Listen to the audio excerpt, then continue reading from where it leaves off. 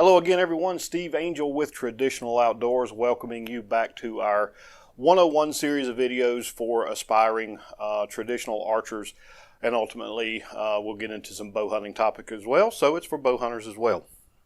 Today we're going to be talking about a term that you will hear repeated quite often, especially in the traditional archery community, but it also equates to modern archery equipment as well. And that is forgiving bows, or the forgiveness of a bow.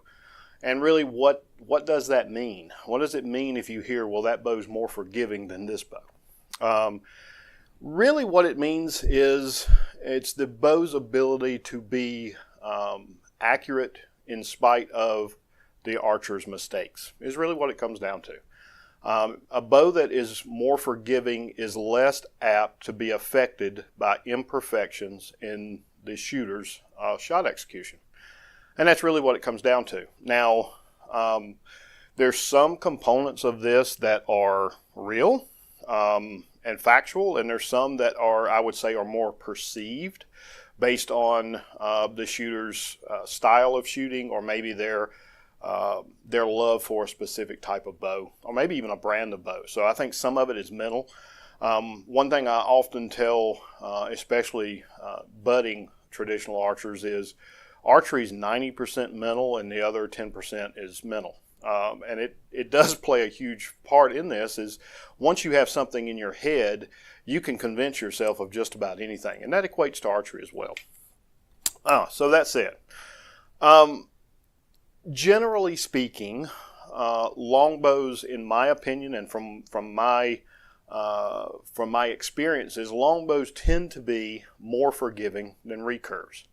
This is especially true when you get into the straight limb D-style longbows or hill-style longbows. They tend to be more forgiving than a hybrid longbow or a recurve. Again, I said generally. That doesn't apply to every bow, and it may not apply to you specifically, but generally speaking, I think that is true and tends to be the case. And there's some reasons for that. One is the length of the bow.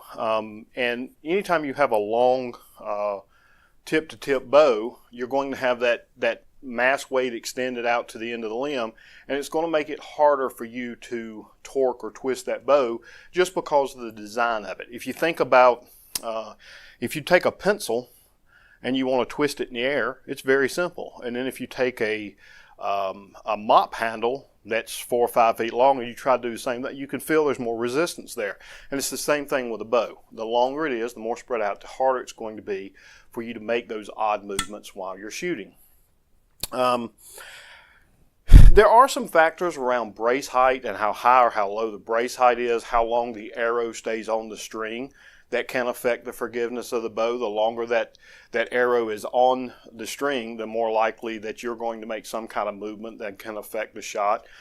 So that's definitely comes into play. The speed of the bow can also come into play, because again, that equates to how long that arrow is on the string and how long there is time for you to make an error in your shot execution. So you got to keep all those things in mind. And I will say, there are differences in all bows. Now, if you can see here, I'm holding a recurve and a longbow. Both of these are J. St. Charles bows. One is a longbow, one is a recurve, but you can see they're very close in length, 2 inches difference. I think this is a 68-inch bow and this is a 66-inch bow. This is, I will say without a doubt, one of the most forgiving recurves I've ever shot, and I'm not a recurve person, but this bow is extremely forgiving, and part of that I do impart to the length. Now you can find recurve bows in lengths as short as 48 inches, and I will tell you that those shorter bows are much less forgiving. I generally do not recommend that new or budding archers start out shooting a bow in the 48 to 52 inch range, because they're so short. They can be harder to master, and they're going to amplify any mistakes that you make in your shot execution.